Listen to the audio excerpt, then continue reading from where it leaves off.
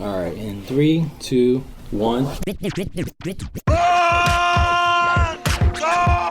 This is the podcast! Are you telling me that you built a time machine? Out of a podcast? I have come here to chew bubblegum and podcast. And I'm all out of bubblegum.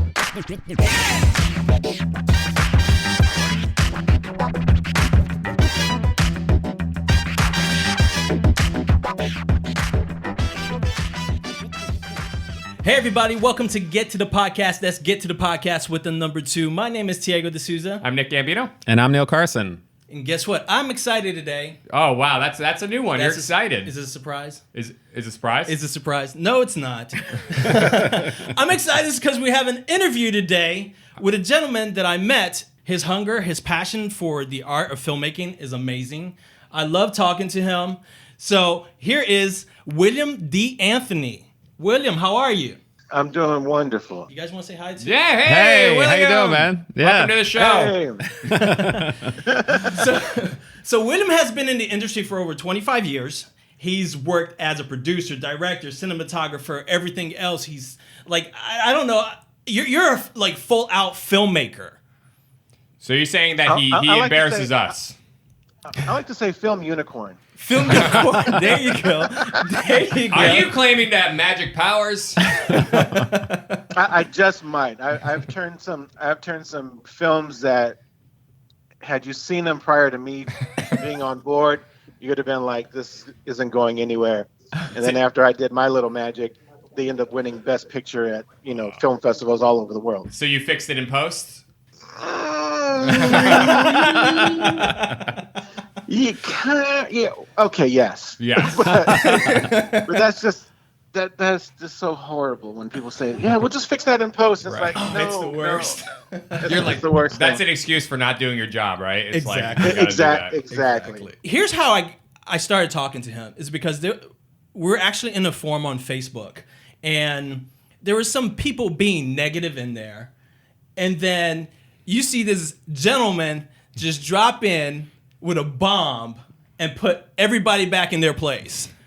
And I was like, who is this right here? Yeah. And it wasn't, and how it was written, it just showed that this guy has a passion for the arts. And Right. he, in a way, was protecting the industry against people who are negative, who just sit there and just like, they're not even doing much. Like they don't just, really create themselves. And exactly. And to just Yeah. talk crap. Oh, they're filming this, Right. that, yeah. It's not going to look good. What have you done, sir? And we trash on those people all the time in this podcast. Exactly. Yeah, we give them a taste of their own medicine. Exactly. Yeah. So, Right. William, I wanted people to get to know you. So, how did you fall in love with this industry? I've always been in the performing arts. So I started out when I was about 5, and mostly performing, some children's theater.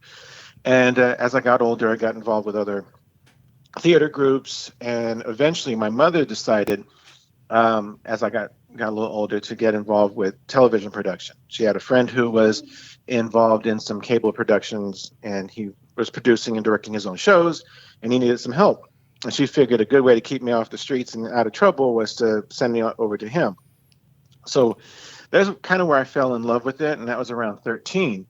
And while I was at the production or the cable studio, I started learning how to light and camera operations and camera switching. And at that time, there was still videotape. So I learned how to edit on video or videotape. And, I found my creative juices there. So then what ended up happening, by the time I was about 15, local producers from the area would hire me to go out and actually shoot, little commercials or videos or whatnot for them. And that's how I made my side money and paid for all my stuff during high school. I'm actually working right now, so I need to get on this call, teacher. Yeah, so what ended up happening, so that was the crazy part about it. And if you talk to anybody from, who went to high school with me, I was known as the guy with the camera. I actually was able to check out cameras from the cable production company. And when I was a senior, they offered a television production class through the ROP program. And so I met the instructor. I told him what I had already been doing. And he's like, all right, well, let's see your skills. And when he realized that I knew what I was doing, he would let me run with projects. So I was probably one of the only ones, and I'm going to say that I am the only one who actually pulled this off. It was a talk show, and we did it in the high school in the auditorium. I had sets brought in, and we built this elaborate set with with stands for audience to sit in. We did a multi-camera shoot, and it was remote because the studio for the high school, even though it was in close proximity, it wasn't close enough for us to do actually have the cameras. So I had to have cables stretched across the school campus to make it to the studio, so we can patch into our head in and do the show live. And no one's ever done that. That's no awesome. no one's ever done it since, because they couldn't figure out how I did it. And basically that was because I had that relationship already built with the cable company. So all I had to do was make a phone call and said, hey, send me the production truck with 4 cameras and a couple crew to help me, and they did it. And so we pulled that off. And so with that, the instructor, he was always trying to push me for things. So what ended up happening right after I graduated, I was accepted into a first-time program, learning how to edit on this new nonlinear editing system, which was like completely revolutionary at that time. And of course, this would be Avid. Right. And so I learned how to cut on an Avid. I was trained by Fred Heinrich, who owned a company that would do commercials for Wells Fargo and Nike and Adidas, and he had this big post-production company. But after the '92 riots in LA, he decided that really wasn't his passion anymore. He wanted to do something more. So he decided to start this nonprofit to teach young kids from the inner city how to edit on these, $1.5 million edit systems. Yeah. Wow. So That's so awesome. I was doing that. And while I was doing that, I was also part of a group called City Kids, which is based in New York. And we had a working relationship with Sony Pictures. And what ended up happening there, they saw that passion for filmmaking in me and everything else. So they were like, hey, would you be interested in interning here at Sony Pictures? And it was a paid internship. So I was like, okay, sweet. So Sure. at 18, I'm here working for a multi-billion-dollar, film company, and learning how to cut on $1 million edit systems, and it was just like, it was wild. That's awesome. So you came out of high school as an executive producer. Just saying. Pretty much. Yeah. I mean, we did, high school was crazy because, like I said, I was being groomed, and, I produced my own shows. I directed my own shows. I even hosted my own shows. We did a documentary that ended up winning awards for years to come. And so it was constant stuff. Even like the high school principals, the vice principal always call me up. Like, I was a little spoiled. at that time we had beepers, and, these were devices that you would call and contact people. And my pager would go off, and I'm like, I'm in class, and I would, look at it, and I'm like, this number looks so familiar. And I'm like, wait a second. That's the front office. Why can't they just call me over the intercom? Why? And so then I go in there, and they're like, who's paging me from this number? And they're like, oh, yeah, the vice principal wants to talk to you. She's like, hey, can you go video something for me? Not that this is condoned, but, she would say, hey, do this, and you can take the rest of the day off. I'm like, sweet. It's a special kind of hooky. Yeah. Exactly. Yeah. Right. But yeah, so then, what ended up happening too, right after, so while that was happening, I was still doing I was juggling working with the cable company. Because at that point, when I turned 18, they put me on a contract. So I was an independent contractor. So I actually was working there, working at Sony, and then doing the class. And so what ended up happening, those guys that were at the cable production company, there has to be some sort of, progression. There's got to be if you're really involved in this, there should be a progression. You shouldn't be still doing the exact same. If you're really into this, you shouldn't be doing the exact same thing you did 5 years ago today. You should look at doing something bigger and better. And so the guys who I was with at the cable company, they were like, we want to start shooting films. And I'm like, awesome. Where do I sign up? So next thing you know, we're out, shooting music videos on 35 millimeter film. So that's when, like I say, filmmaker, I've shot and edited on film. Wow. So it's like, I know now it's a digital thing, and not too many people shoot on film. I mean, I did a small film project actually about 2 years ago where we shot on a Millennium, which is Panavision. Okay. Yeah. So it was just more of a camera test to test out the camera. But I have a working relationship with some guys over at Panavision. Actually, friendships that go back to when we were kids. I got a couple guys over there, and so so like if I ever want to actually shoot on film, I can actually go get a camera and shoot. Right. So we've talked about that a lot recently, just Yeah. like the difference between digital and film. It's like everybody's moving towards digital because it's more cost effective and everything, and which is fine, but there's a look that you get with film that is like they still haven't figured out how to replicate that exact look with digital. Yeah. right, you can kind of emulate it, but It's not the same. It's not the same, and it's a different discipline too. Right. I mean, Oh, yeah. what I noticed, even through just the various transitions of production, going from 35 millimeter to shooting on HD to then shooting in 4K, and now we're now in this talking 6K, 8K, 16K, 24K, 32K. I mean, it's just it's getting crazy. Yeah. Like I just saw something that was shot it was shot 24K, and it's like you can't even display it. I know. I was gonna say. Meanwhile, they're not even selling anything that could even come close to displaying it.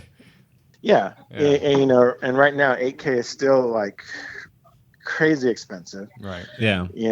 And so what I noticed is like especially when you're doing like micro budgets or you're doing ultra low budget on film, your shooting ratio is way low. It's like, okay, we're going to try to get this in one, maybe two takes. Yeah. Whereas when it was tape, people were shooting like, hours of tape for one scene. It was like, this is ridiculous. I just had this conversation with somebody yesterday while I was on set, and we were talking about that whole, film to digital transition. And I remember this kid wanted to hire me to do his thesis film for USC. And it was 10 minutes, or the 10 pages. Now, usually the going rule is, it's a minute for every page. So he had 10 pages, mostly exposition. And like, and I've said this in probably half a dozen forums about exposition. You shouldn't have a whole lot of exposition. Right. Because you got to leave something for the reader to imagine, especially if the exposition has nothing visually to show. Like, you have a guy sitting at a chair, and you can't say, oh, well, John is a doctor, and, he just divorced his wife, and he's having these crazy, thoughts of like wanting to, explore the world. So you're saying like in the action description. And he's wearing shorts and a tank top, reading like a Mad Lib book or something. It's a novel. It's like it's a novel. Yeah, how are people going to see that? Right. And then we don't find out that he got a divorce or wanted to travel the world until he says it like 20 scenes later. Right. So it's like, yeah. So that was an intro. Anyway, so this guy gave me this script. It had literally within 10 pages, it had 5 lines. Wow. But that's not the big kicker. Jesus. The big kicker was he handed me this shoebox that was really heavy. When I opened the shoebox, he had over 80 hours of videotape for this 10-page scene that he shot. What the? Right.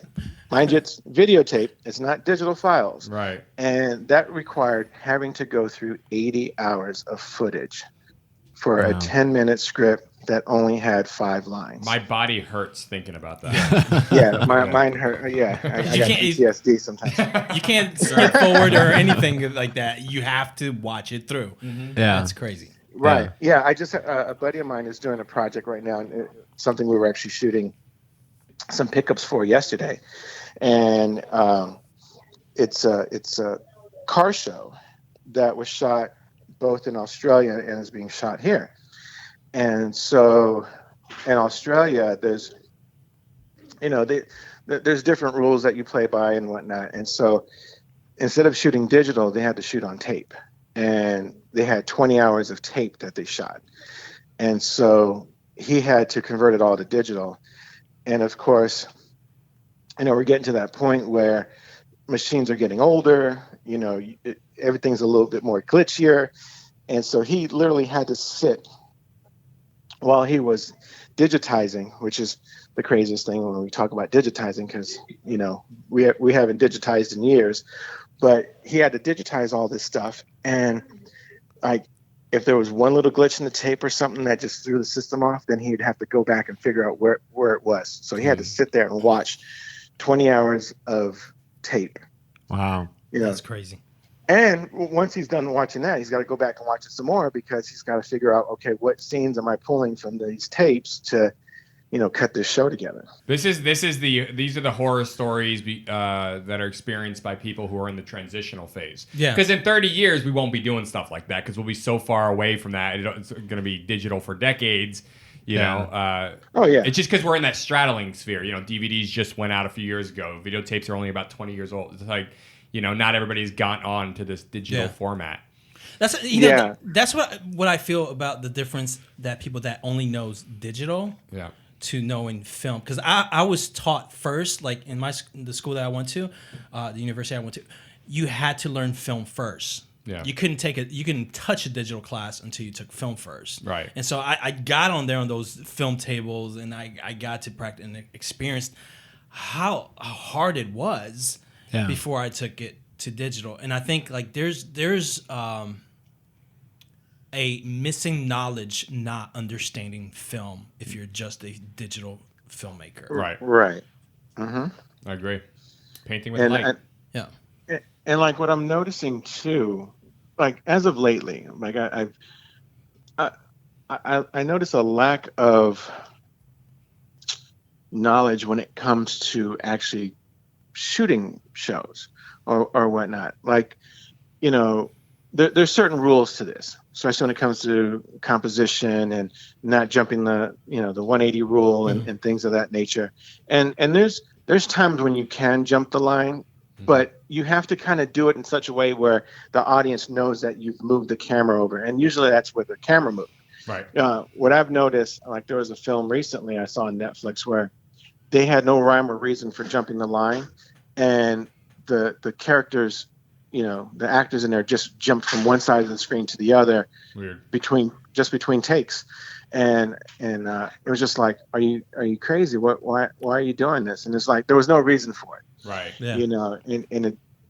There's a whole science to filmmaking, and it's just like these younger filmmakers or movie makers, they don't grasp that. They don't know that, by setting the camera up from a certain angle or a certain height, you can give a character either a menacing look or a meek look. And it's like, I met a guy on a show, and it was really interesting because I was the director of photography on this one show, and the producers hadn't heard from me, or I actually hadn't heard from them. And usually when I say I'm going to do something, I put it on the calendar because I have a family and we have to coordinate all our schedules to coincide so everything's covered.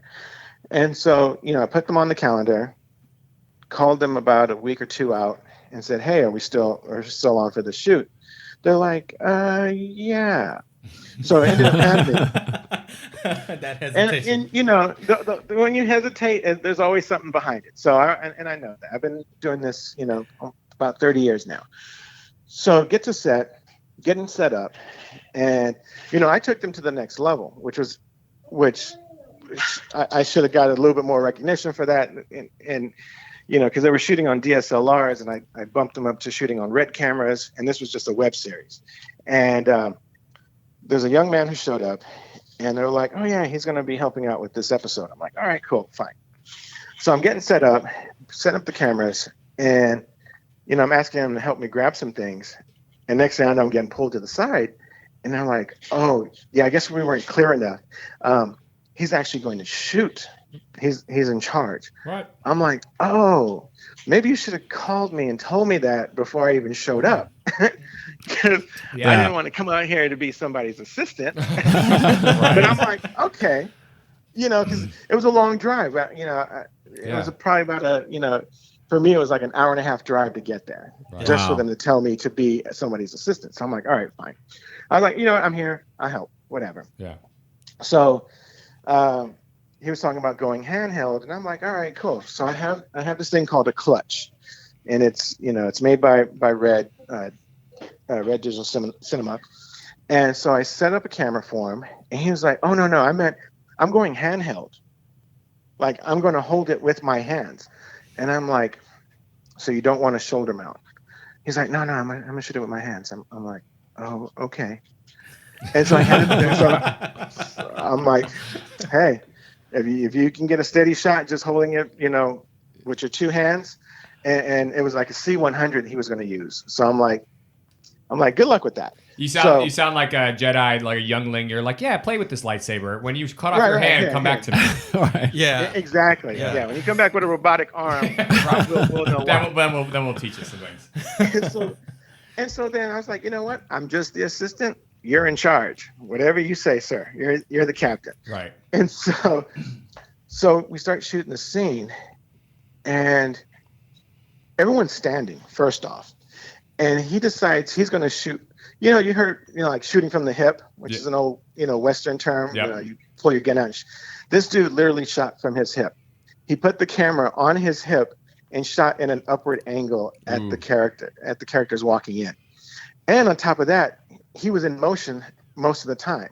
So he was backing up during the shot, tracking him. And he was a little shorter. Mm-hmm. And one of the actors in heels is about 6'1". So yeah. It's like Battlefield Earth in motion. I bet you that guy had a great belt on footage. Oh my God. Well, the problem was he elongated them by shooting that way. Right. So they all look stretched out for some strange reason. And then of course, because it was on his hip, and like he literally had it sitting on his hip, and him walking and bouncing on a hard concrete floor, they had to try to fix that in post. Oh, man. And they had an editor, because I was helping them edit, and I was just like, I'm getting a little tired of editing, especially for nickels and dimes. So they had a new editor come in and work on the show, and she tried stabilizing it, or him, I forget which one did it. Mm-hmm. And it had this warpy effect, so it just kind of waved. Yeah. Just like, that's horrible. And like if you watch the episode, because he couldn't shoot all the days, I had to shoot other scenes. So everything that he shot, he put the camera on his hip. Mm-hmm. Didn't bother to use a tripod. Didn't bother to use a slider or any of the other assets that I brought to the table. And all of his shots, because they had to try to stabilize it as much as possible, have this wavy effect. Ugh. And then of course, I come in and shoot with my camera, and it's like, oh, this is more cinematic, and this is like something a 3-year-old shot. Yeah, imagine the experience, right? Oh my gosh. It's horrible. It's like, and I've been there and done that, throughout the years, where I've had to, people decide to contact me after the fact and say, hey, could you help us and fix this? Right. And I'm like, well, didn't we talk about this before you started shooting? So now it's like, now fix. Like, do you think this guy was just trying to experiment, or was he actually like there was a lack of knowledge of the basics? I think it was just lack of knowledge of the basics. Gotcha. Because you can tell that he was still green when he did that. Right. Because it it made no sense for you to shoot up people's noses Right. and give them this long, alien-like look. Yeah. And like one of the characters, she's like maybe 5'1", 5'2". Right. So now she looks like super huge, and the other one is like now 6 feet or so, and she's looking even way bigger than that. Right. And it's like, wow. Was he somebody's nephew or something? yeah, I think he might have been related to somebody, I think. Yeah. Nepotism. Nepotism will kill you. Having family, especially if don't possess the talent to do something, can ruin a project. And I know, I know that just from the experience. Like I did a film some years ago where one of the producers decided to put his girlfriend in there, and it's just like, okay, her acting ability was not the greatest, and she was the lead of this film, and it was just like, okay, well, right, it is what it is. Yeah, and you just can't do that, right, with everything. Oh yeah. I had a project that I worked on, and the person's son became in charge of it, and it was filmed in Berlin, and it had to be filmed in Berlin. So when he got back, he was like, hey, I love this camera. I know it by heart. It's awesome. He was talking all this ups about how he is so incredible with the camera. I got the footage and it was just literally like a lot of interviews. Talking head stuff. No. The shots were great, but the problem was he doesn't understand that lighting in Europe is different than the United States because it's on different wattage. Oh. So he didn't set the camera properly. So that means there was these buzz lines coming down the footage the whole interview, and because light flickers at a certain ratio. And so basically he was trying to figure out how not to give back $10,000 to a client. I'm like, oh man, you're gonna have to fly out to where he is. Yeah. You're gonna have to put some money out because there's no way. I'm not fixing this. Yikes. I'm not. See, I wouldn't have even known that. So like that's a perfect example of you need people with the experience. Exactly. So if there's money involved, if it's a student film, that's one thing. But if there's money involved, you need to have somebody who knows these things. The experience is the only thing that's going to really teach you that. Yeah, I think if you're in that, if you go on location outside of your zone of familiarity, then you need to hook up with people that do filmmaking in that region, just so you know these things. Like I would never have known that either. I always say that it's not about knowing the camera. It's because each scenario is different. Right. I mean, you have to know you have to know your camera. Yeah. But each scenario is different, and you have to know your scenario. Right. So. Yeah. Right. Exactly. Yeah. And I think that's the trouble with just today. I mean, like even going back to that one film that I mentioned where they just jumped the line for no reason. It's on Netflix, and like no one bothered. Like I don't know who was at the QC wheel, because there's a shot in there where they shot with two cameras. First off, the second camera is in a weird spot to begin with, and so it ends up happening. The main camera pans over a little bit, and you actually see the monitor about 4 inches or so of the lens, and the hand of the operator from the other camera. Oh wow! How did that get through? And this made it to the film. This wasn't a behind the scenes shot, and I'm like, how did you not get that? Yeah. Well, it's like the Game of Thrones water bottle and the Starbucks cup. Oh yeah. the Starbucks cup, and the water bottle, Like that was the last. Like, how do you? I don't even know how that happened. I don't know how you missed that, because how I was like when I took lighting class. Yeah. If somebody put something in the set that we were working on, the teacher would call out hot set. That means everybody stop everything. Somebody did something stupid. Right. Oh wow. Yeah. Right. And I think it's one of those things.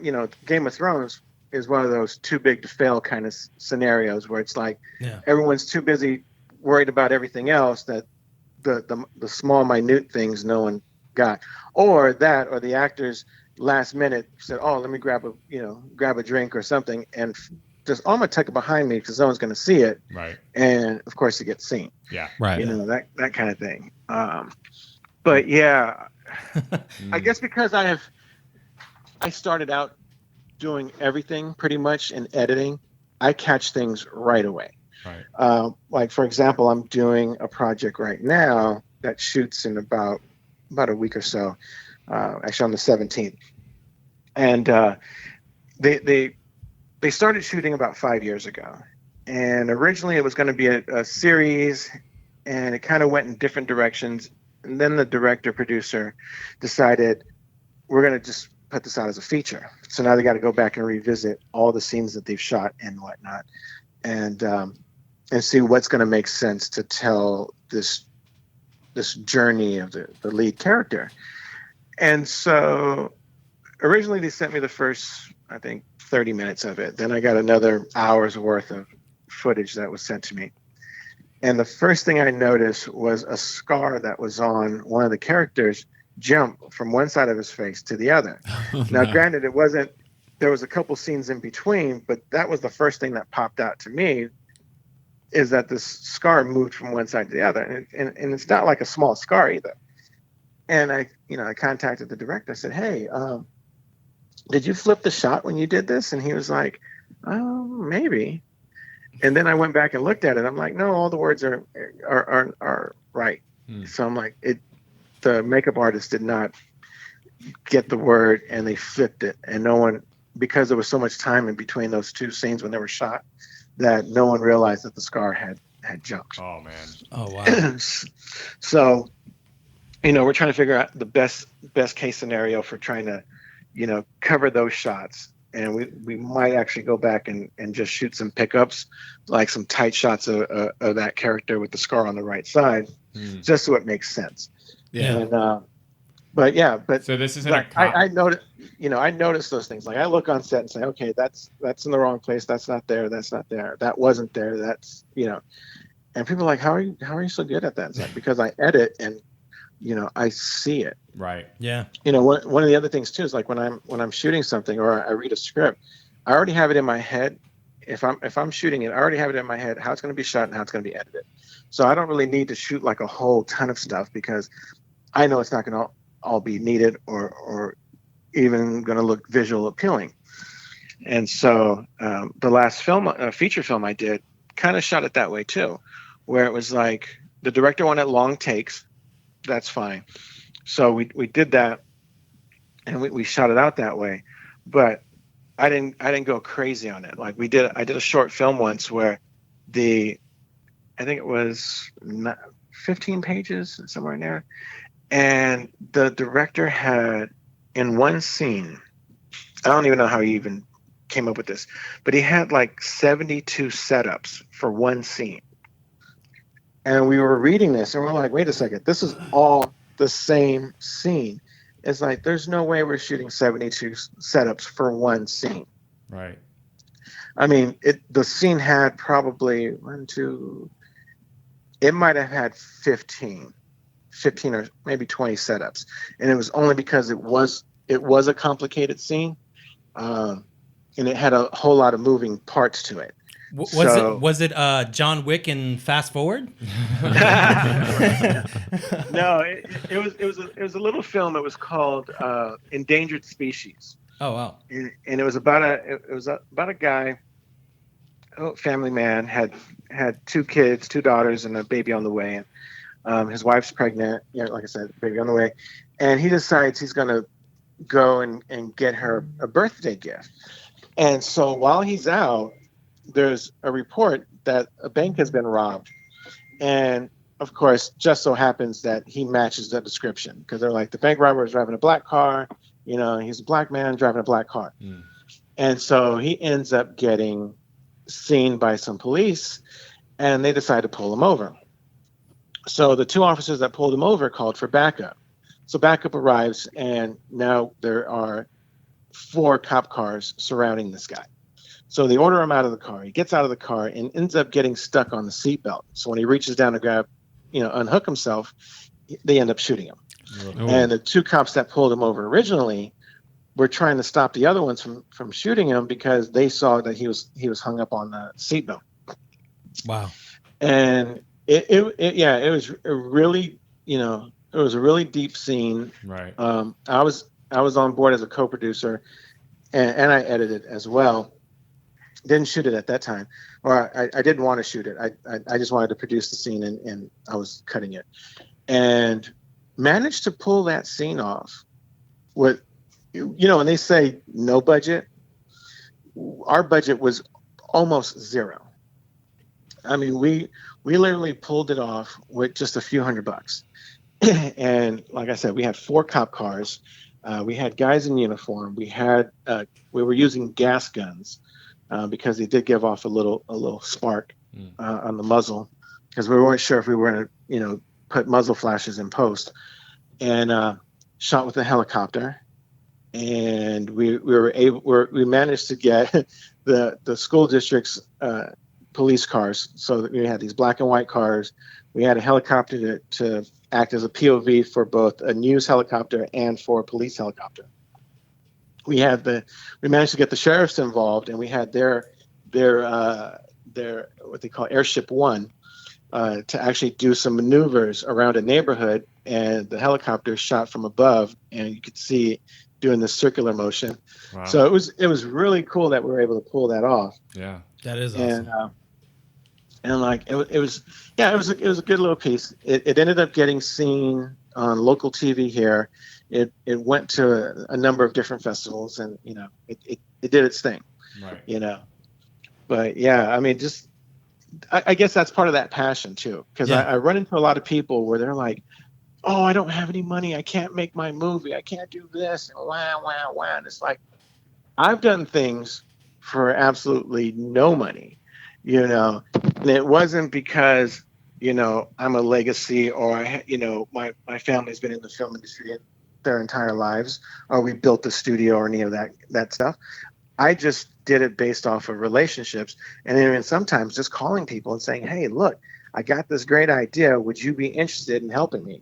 And usually people will say yes, because it goes back to like what you said. You saw the passion in me, and if people see that passion in other folks, they're more willing to do it. If you're like, "Yeah, I got this great idea. It's about this guy who's going to, take over the world, and he's going to get money, and he's going to do this," if you pitch it like that, no one's going to be willing to do anything. But if you're so exuberantly excited, like this film that I'm getting ready to do, like you meet the director, he's got these grandiose ideas, and you're like, "Oh my God, that sounds amazing."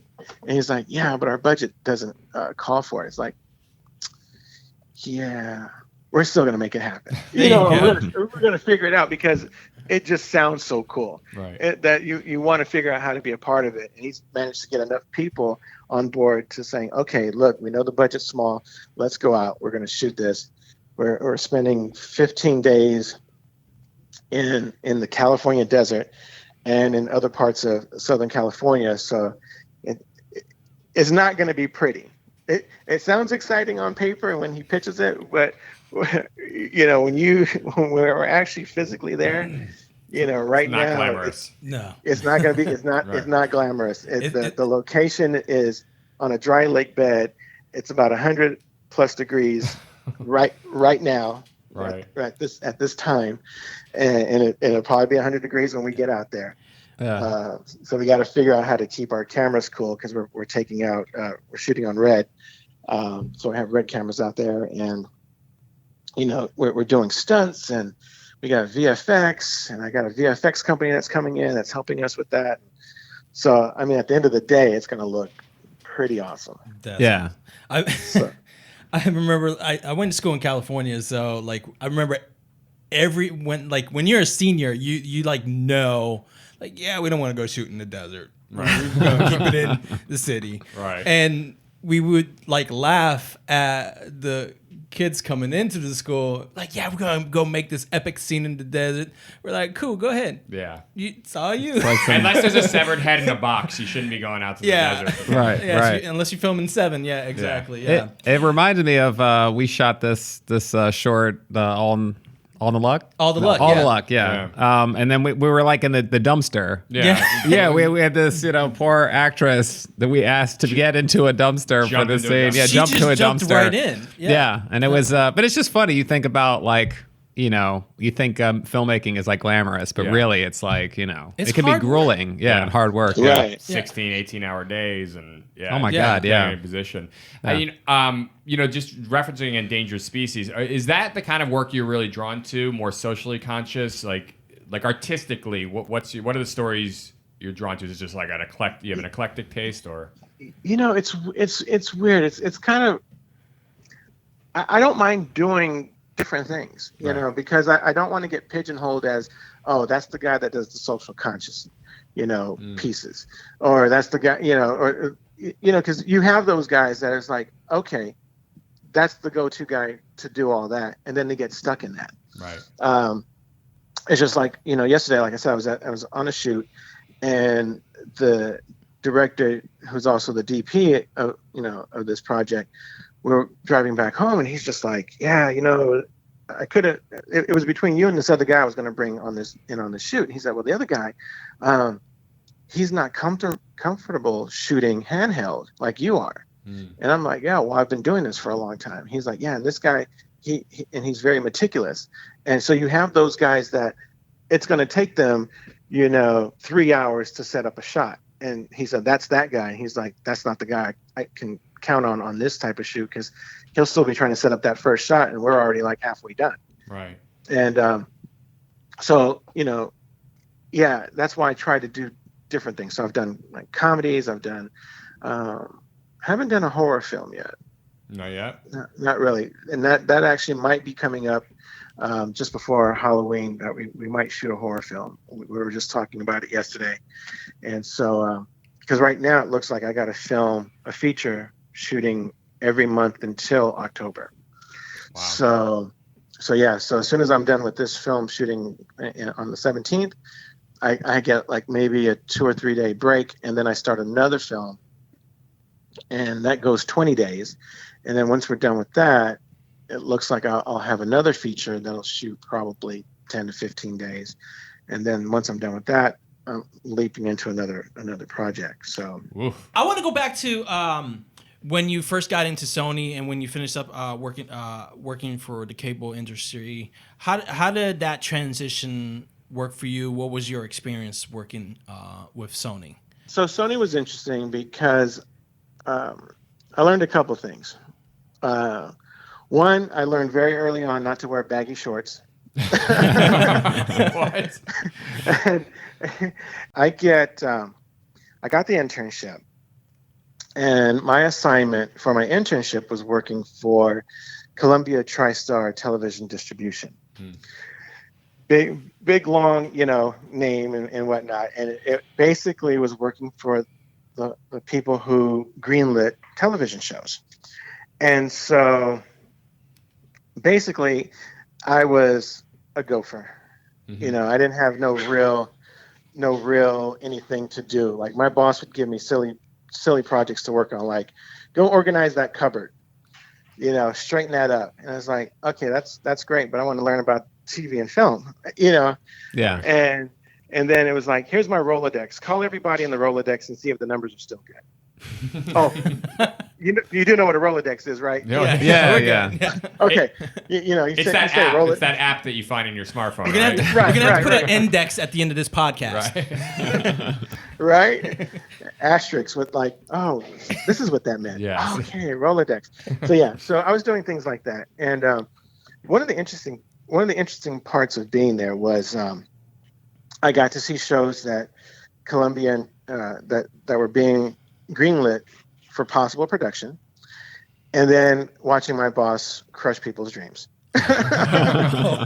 So here you are shooting a pilot, and you're like amazed that you're getting ready to do a show, and then she's like, you know what, I don't really like that. Forget it. We're not going to buy it. We're not going to pick it up. And just watching just careers just diminish. And it was weird too, because like these pilots didn't just have nobodies in them.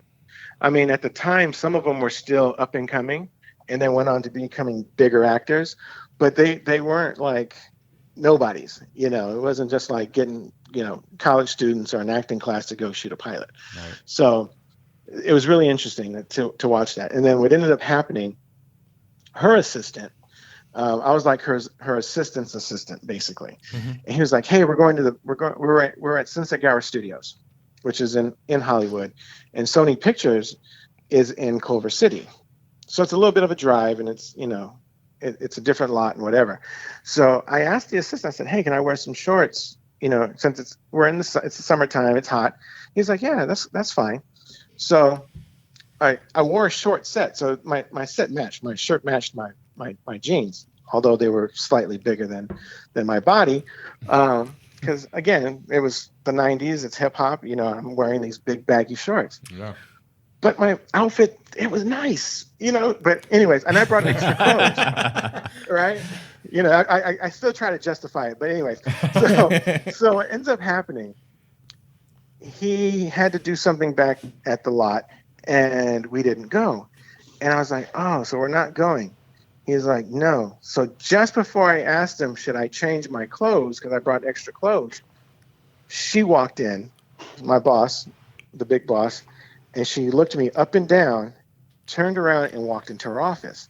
I didn't hear from her ever again at that point. Oh. I get a phone call from HR. Actually, not even from HR. Oh, no. I got a call from HR 1. And then they were like, "Hey, we need you to come back to Sony in Culver." And I'm like, "Okay, fine." So I get that call. I go over there and I get reassigned. And they ended up putting me in the basement of one of their buildings. And I'm like, "Oh, I think this is punishment for the shorts." So now they put me in the dungeon. Right. And then once I got down to that department, I get a phone call. Actually, I got several phone calls while I was down there. And one of them was from the person who got me the job, who happened to be the president of corporate affairs. And she called me. She's like, "Can you come to my office?" She's like, "I'm upstairs on the 3rd floor." And I'm like, "Okay." And the 3rd floor is where all the executives were.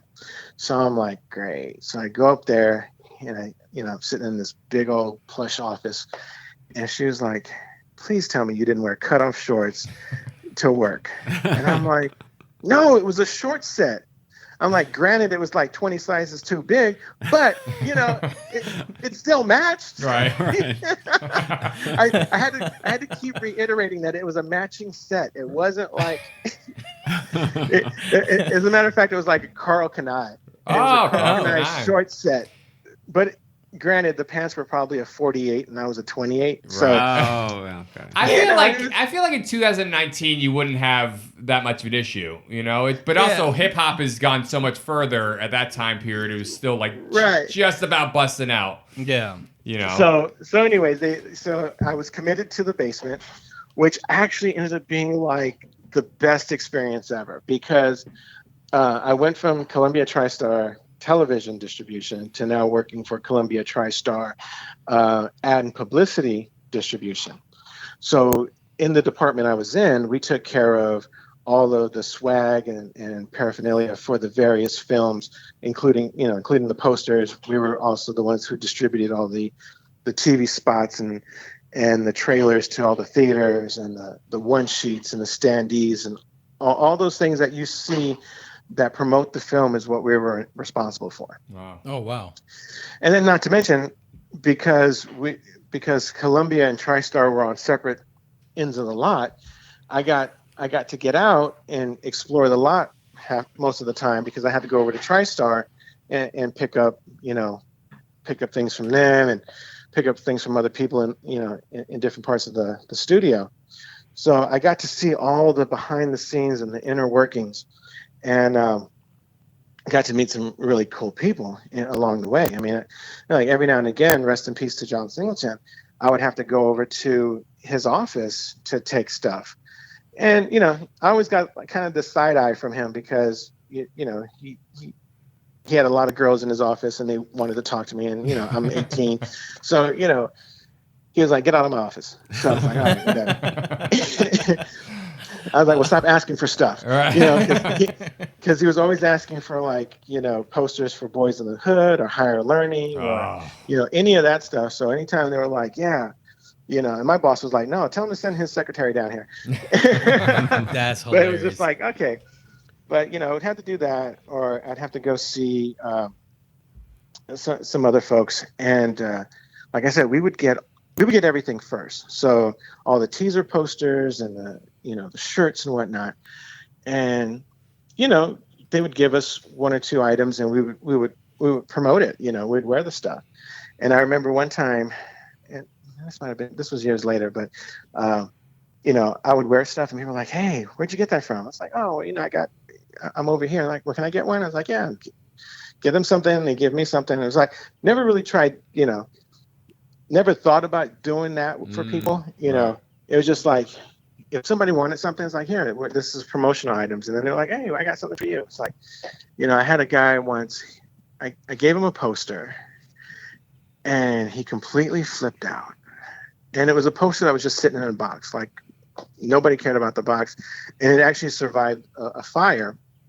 So I gave him a poster, and he was like, this is my favorite film of all times. And it was like a poster from like 1978. And I'm like, oh my God. So he was just like, he's like, thank you. I'm like, no worries. Because it was like, poster don't mean a whole hill of beans to me, but obviously it meant something to him in his childhood. So like, whatever. So a couple weeks go by, he comes back, and he has a brown paper bag. And he was like, "Hey, so this weekend I was over at Coppola's house, and I asked him if I can go into his private cellar and get a couple bottles of wine. So I brought you one." What? Shut your mouth. Like, oh my God. That's awesome. I'm like, the Coppola, right? Francis Ford. He was like, "Yeah, that one." He's like, "No, Sophia." yeah, Sophia Coppola. That one. Who's also great. Who's also great. Yeah. So he gave me like something out of his private stock, and I was like, "This is awesome." That's incredible. It was, it was like, this one might have been 93, 94. The bottle was from like 88. We didn't open it until like 98. And that was like some of the best wine I've ever had. Wow. That's cool. And then you say, next time you go over there, if you can snatch me a copy of Godfather 4. Yeah. That I know he's probably got stashed away somewhere. Yeah. And a signed copy of the other three. Yes, exactly. even Just- number 3. Even Just part kidnap 3. him and bring him. Yeah. Yeah, but then, and that built a relationship. And he was like, "Hey, whenever you want to come, sit on and watch us do what we do, he was a sound recordist for Foley. So Foley and ADR is what he does. And so I would go on the Foley stage and watch these guys just do their magic. And, we call it, sound design or Foley, which now when someone says, "Well, I do sound design," it's like, yeah, you sit with a bunch of files and you put them in somewhere. Yeah. It's like, I got to watch the guys who actually made some of those sounds that you're probably using to, for your film. Tap shoes on sand and, other things. Oh, yeah. That's awesome. The Foley stage just had everything you can possibly imagine. It's awesome. From concrete, they had like a whole lineup of shoes, from heels to women's heels to men's, sneakers, you name it, it was there. Right. They had, sand pits and gravel pits and grass, and it was awesome. just wild. That's like one of the best jobs in the There's something about it that's just fun, right? you get It seems to like you're being a kid. Yeah, you get to make noise and make a record of it. Yeah. Right. And get paid very well for it. Exactly. Yeah. They make big bank, and I met some of the best Foley artists in the business, on that stage. Wow. And just watching them work was just like, this is crazy. And so that whole experience, I mean, it was great. I got to meet people, I get to run into people. Like even there was one time there's an area on the lot that looks like brownstones. So me and my boss and another supervisor, on our lunch break, we'd go hang out on what we call the stoop. We'd hang out on the stoop and we'd just kind of people watch. Right. So one day after we're done people watching, I'm walking back to the office and I hear this French accent, and this gentleman was like, "Excuse me, where's the ice cream parlor?" And so I turn around, I'm looking at this guy, I'm like, "Wow, you look like Jean-Claude Van Damme." I'm like, "Oh, yeah, you are Jean-Claude Van Damme, so right, sewing." That would make sense. Right. And so I, telling him, "Yeah, it's, you just passed it. It's right behind you." He was like, "Oh, thank you." And I'm like, "All right, cool." So That's you'd have those moments when you just run into people, like like I ran, I would see Arsenio Hall and who else? Jimmy, not. Jimmy Stewart, that would be great. John Stewart. John Stewart So also great. I saw John Stewart at the Jimmy Stewart building. So, okay. Yeah. That's why I was like, Jimmy Stewart. No, John Stewart at Jimmy Stewart. Right. Now, if you saw Jimmy Stewart at the John Stewart building, I'd really have some questions. Right, exactly. That's awesome. I mean, it really just goes to show that Hollywood, although, it's like about who you know and it's opportunity, through favors and just networking, that really holds true. And it doesn't seem to ever go away. Like, and, it's about talent, but really it's about opportunity. Yeah. Mm-hmm. And you only get opportunity through people you know. Right, and that's usually how that business still works that way. Yeah.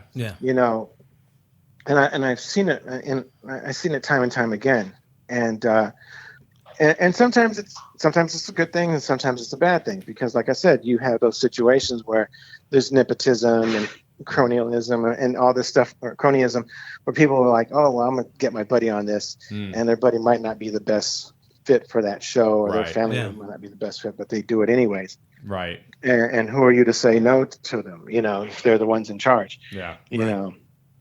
But those opportunities do come up. I mean, I've had numerous opportunities just recently. Like I said, I mean, this is probably for me going to be one of the busiest years in my entire career, where I'm doing all this work. And granted, it's not at the pay rate that I want it to be, but it's something. It's going to keep me busy. Right. And like I said, I'll have within the next year or two, I'll have multiple films being released, in different variations. I think one of them, they're trying to all go digital on the release, but if they're good enough, I'm hearing they're going to push them for at least limited theatrical. Oh, nice. That's awesome. Oh, that's cool. That's awesome. So that's where I really want to end up, is on the big screen. I've seen projects that I've done on the big screen. So it's not a far-fetched idea. And I think, I try to tell aspiring, filmmakers, it's like, look, you don't limit yourself. Don't tell yourself you can't, because you keep telling yourself that you won't. You'll never get to where you need to be. I've seen, I did a film a few years back. It was called 10 Minutes, and it had Louis Gossett Jr., Glenn Plummer, and Kent Falcon. And, we showed it at the Bakersfield Film Festival. And in Bakersfield, they have one of those old Fox theaters that they completely renovated. So they got this huge 50-foot screen and, new projectors and everything else. And it's just amazing to see your work on one of the biggest screens, that they have in a theater. 50 feet, that's not huge. 50 inches. That's huge. Yeah. And to see your movie projected on a screen that size, it's like, oh my God. That's awesome. So knowing that I've been there for short films and for festivals, and I know that the next progression for me is to get something that's done for commercial to go on a big screen. And so, like I said, I tell people that don't limit yourself. Don't say you can't do something. Don't say your money is too small or too limited, or because anything is possible if you just know how to approach people and ask them for help. Yeah. Yeah. You have a couple projects getting ready to be released that we wanted to talk about at the end. Well, I got a couple that are being shot. The last feature I did, I'm still waiting to find out what the release date is going to be on it. They did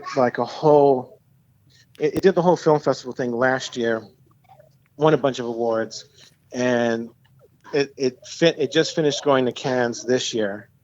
And so now we're just waiting to see what distributors are going to want to do and pick it up. It was at Cannes? It was at Cannes. That's kind of. I like how you just glossed over that. Glossed Like, over that's Cannes, Cannes Film Festival. Goddammit. That's awesome. Yeah. Quentin Tarantino was just there too. When is his biggest film coming out? Right? Yeah. Oh, Yeah, you were just there. Yeah. Well, here's the crazy part. So the film 10 Minutes went to Cannes, and you know, for a while, I probably still do, because I get so many emails from in junk email, but usually Cannes sends me an email like every year asking, do I have something to submit for festivals, or either for competition or just for just to screen it. Right, out of competition. So the goal is hopefully we knock out some of these other films this year, and then I can tell them for next year, it's like, hey, look, I got this, and what would you like to see? Right. Yeah. And just send it to them and say, see what they say.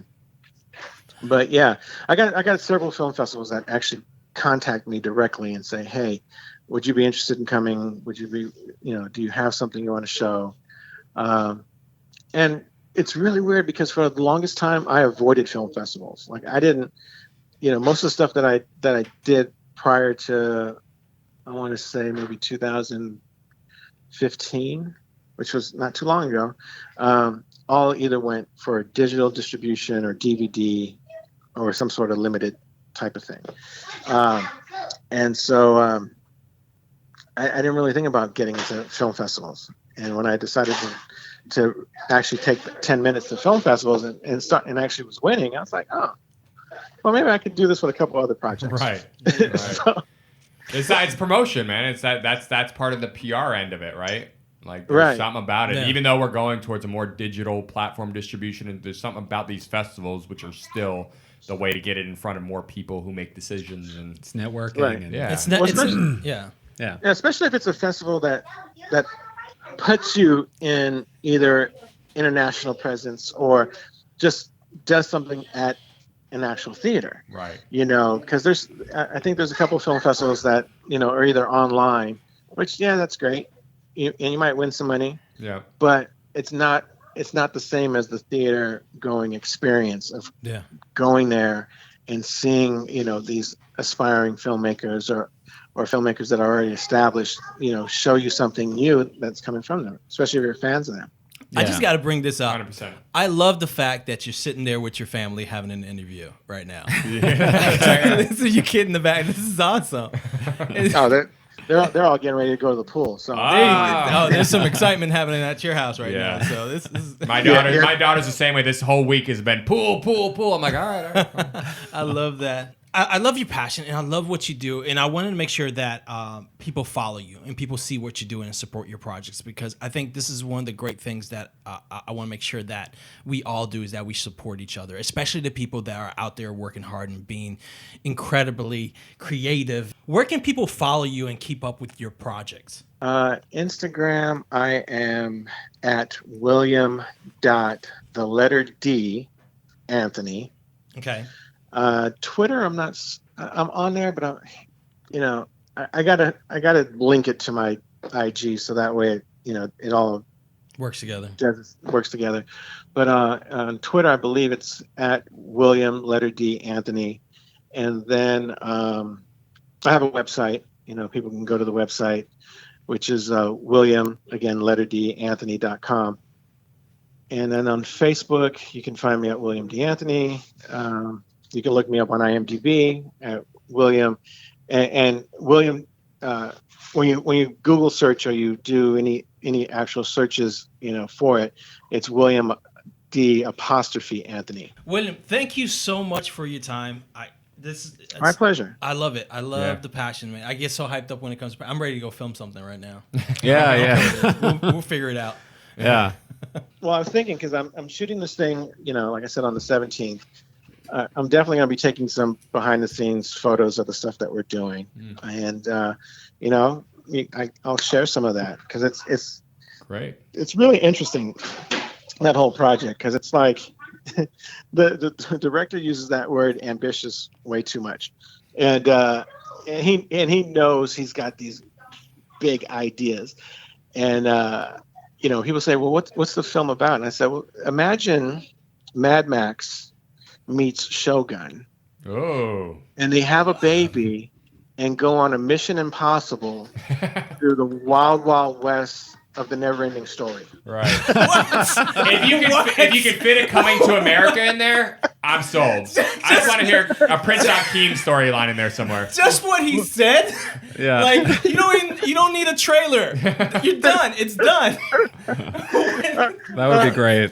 Yeah, it's pretty wild. It's it's this post-apocalyptic film, and we got these. There's some crazy stunts in it. We're trying to figure out how to do without killing the director, who's also the producer, who's also the lead. Because he's like, we're going to do this, and I'm going to get kicked off the back of this, and I'm going to land in this window, and then I'm going to fall off and be dragged across the desert floor. And I'm like, no. That's awesome. That's not going to happen. Man. And everyone's like, let's reel him back in. Let's let him dangle while he's in his mind being dragged across the desert floor. Now come back. Right. Let's figure out how we're going to do this without chopping you up into little bitty pieces as you're being dragged across broken rocks and everything else. Right. But yeah, it's gonna be interesting, Nice. to say the least. All right. Yeah, so if there's anything like visually or whatever, we'll definitely link to those, show them, like promote them on our, we have Twitter, Facebook, Instagram, along with the episode, or however you want to do it. Yeah, I'll put it on the webpage too with the episode. Perfect. Thank you guys for joining us here at Get to the Podcast. That's Get to the Podcast with the number 2. My name is Tiago D'Souza. I'm Nick Gambino. And I'm Neil Carson. And I'm William D. Anthony. There you go. We got him.